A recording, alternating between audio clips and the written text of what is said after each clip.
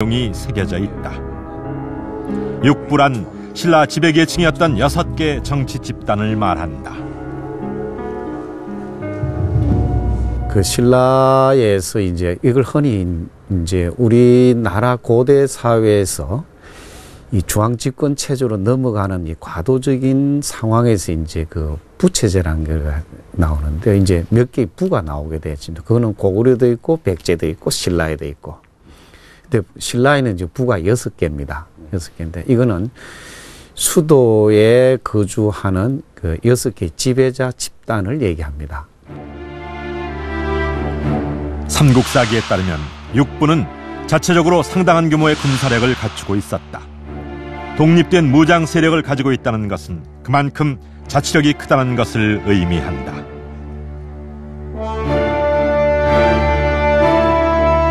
신라 최고의 권력 집단이었던 육부.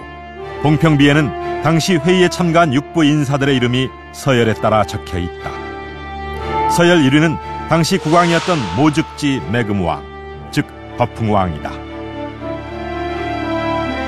그리고 바로 그 다음에는 버풍왕의 동생인 사부지 갈문왕, 즉 입종 갈문왕의 이름이 새겨져 있다.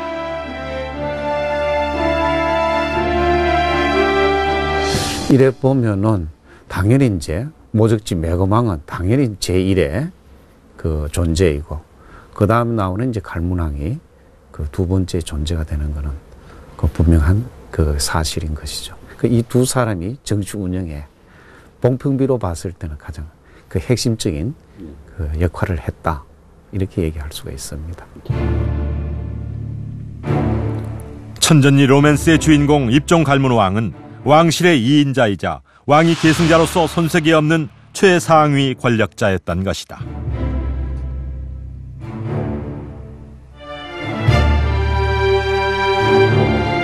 결국 입종 갈문왕과 지소부인의 결혼은 단순히 삼촌과 조카의 근친혼이 아니라 일종의 정략 결혼이었다고 볼 수 있다. 왕위 계승을 위해 공주와 서열 2위의 권력자가 손을 잡은 것이다. 그리고 입종 갈문왕 입장에서도 설사 자기가 죽더라도 자기와 자기 조카인 지소부인 사이에서 태어난 그 아들은 왕위를 계승할 수 있는 서열 순서상 상당히 높은 위치를 점할 수 있기 때문에 입종 갈문왕 입장에서도 지소부인과의 혼인을 마다할 이유가 없었을 걸로 봅니다.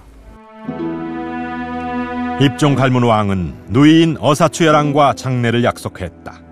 그러나 사랑을 앞세우기엔 왕권을 지켜야 한다는 책임감이나 권력에 대한 욕망이 더 컸을 것이다. 1500년 전 천전리 계곡의 사랑은 그렇게 끝났다. 버풍왕이 자신의 왕위를 물려주기 위해서 동생인 입종 갈문왕과 딸을 결혼시켰다는 기록은 없습니다. 하지만 가장 가까운 혈육인 두 사람의 결혼은 버풍왕이 선택할 수 있었던 최선의 방법이었을 겁니다. 더구나 육촌 형제의 뒤를 이어서 왕이 된 지증왕의 경우를 보면 버풍왕이 친동생을 왕위 계승자로 삼는 것도 전혀 불가능한 일은 아닙니다. 자, 그렇다면 버풍왕의 동생이자 사위인 입종 갈문왕은 왕위에 오를 수 있었을까요? 이에 대한 해답도 역시 천전리 각석 명문 안에 있습니다. 버풍왕 26년인 539년 입종 갈문왕의 아내 지소부인은 왕궁을 떠나 산행에 나선다. 이날 행차에는 6살 된 아들 삼맥종과 친정어머니인 버풍왕비도 동행했다. 일행이 도착한 곳은 14년 전 입종 갈문왕이 놀러왔던 천전리 계곡이었다.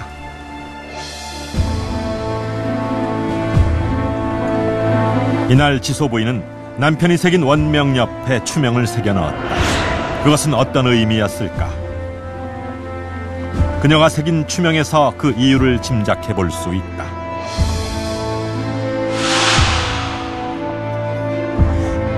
지난 을사년 6월 18일 새벽에 사탁부의 사부지 갈문왕과 누이인 어사추열왕님이 놀러온 이후 몇 년이 흘렀다. 누이는 돌아가시고 정사년에는 왕도 돌아가시니 그 왕비인 지몰 시애비께서 그리워하다가 왕과 누이가 함께 보고 글 써놓았다는 돌을 보러 골짜기에 오셨다.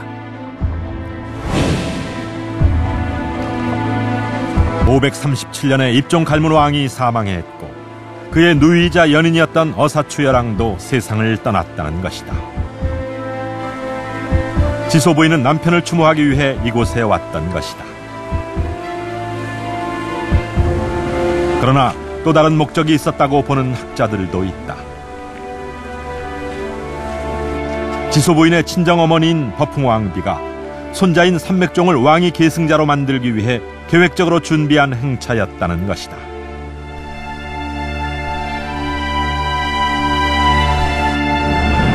버풍왕비에게는 그럴 만한 이유가 있었다. 경주시 황남동의 숭혜전. 신라의 마지막 임금인 경순왕의 위패가 모셔진 곳이다. 이곳에 있는 신라 경순왕 전비에는 경주 김씨의 계보와 그 업적이 적혀 있다. 그러고 이제 여기에 보면 알 수 있는 게 여기 보면 지정왕이 나옵니다. 지정왕이 11세죠. 네, 11세. 11세 지정왕이 나오고 지정왕의 아들이 상욱삭이나 상유사에 나오지 않는 아들이 12세죠. 12세 진종이라는 사람이 이게 등장한다는 거죠.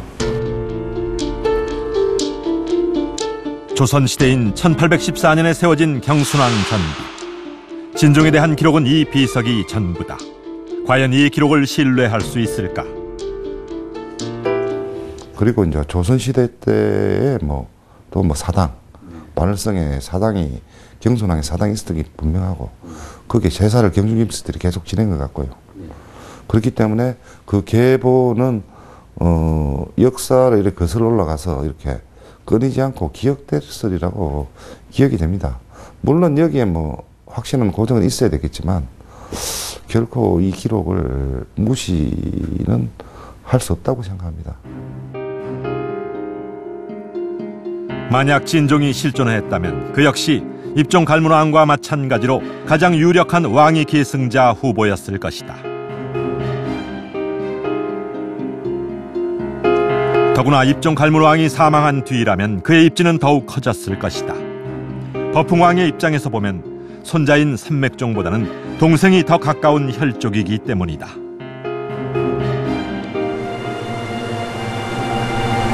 바로 여기서 버풍왕비의 고민이 생긴다. 입종 갈문왕이 사망했을 때 아들인 삼맥종의 나이는 겨우 4살. 왕이 되기엔 너무 어렸다. 자칫하면 자신과는 피 한 방울 섞이지 않은 시동생이 왕이 될 수도 있다는 상황에서 버풍왕비는 천전이 계곡 행차를 감행했던 것이다. 그러니까는 이 행렬은 이 버풍왕비가 자신의 피가 섞인 외손자 삼맥종을 왕위에 올리기 위한 어떤 거대한 어떤 치밀한 정치적인 연출이라고 볼 수 있습니다. 그러니까는 이 행렬에는 백관이 수행을 하게 됩니다. 백관이 없이는 조정이 만들어지지 않습니다. 그리고 그 근본의 원리는 서열입니다. 이러한 의례의 과정에서 그들은 신하로서의 어떤 자리를 매김하게 되고, 또 한편 백성들도 삼맥종이 왕실 구성으로서 어리지만 어젓한 모습을 보여줌으로 해서 화려하고 왕위 계승 자격이 있다는 것을 선전했다고 생각합니다.